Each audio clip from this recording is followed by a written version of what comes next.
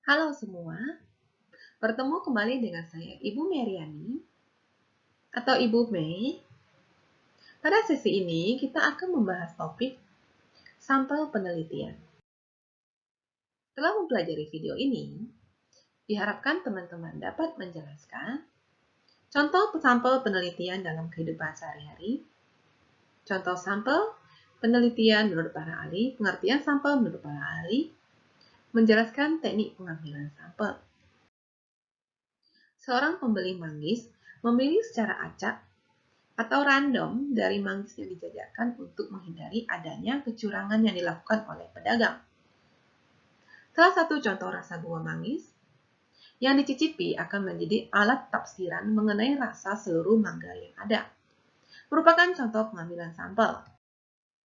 Pada kasus penelitian mengenai golongan darah, tentu saja tidak perlu memasukkan seluruh darah dari seseorang ke dalam laboratorium, karena 2 mili darah sudah cukup untuk digunakan dalam mengetahui golongan darah yang ada di bagian kaki, kepala, tangan dari pasien.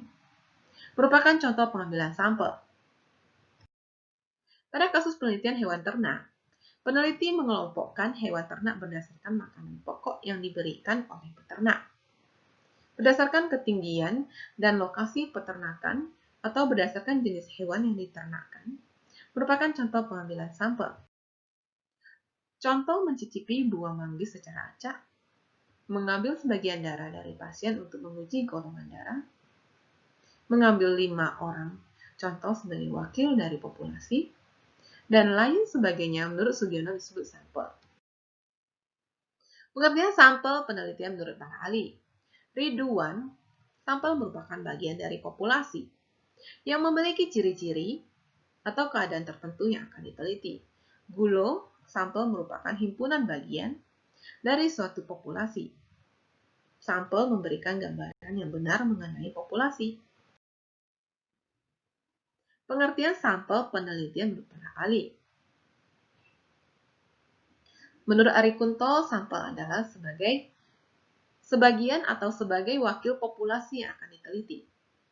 Apabila penelitian yang dilakukan sebagian dari populasi, maka bisa dibilang penelitian tersebut penelitian sampel. Sampel adalah bagian dari jumlah dan karakteristik yang dimiliki oleh populasi. Teknik pengambilan sampel, probability sampling terdiri dari 4, 1. Pengambilan sampel secara acak sederhana. 2. Pengambilan sampel acak sistematis. 3. Pengambilan sampel acak berstrata. 4. Pengambilan sampel acak berdasar area. 5. Teknik pengambilan sampel acak bertingkat. Teknik pengambilan sampel non-probability sampling atau non-random sample. Ada 5, 1. Purposive sampling. 2. Snowball sampling. 3. Accidental sampling. 4. Quota sampling. 5. Teknik sampel jenuh. Jumlah sampel minimal harus disesuaikan dengan jenis analisis statistik yang digunakan terutama untuk distribusi data.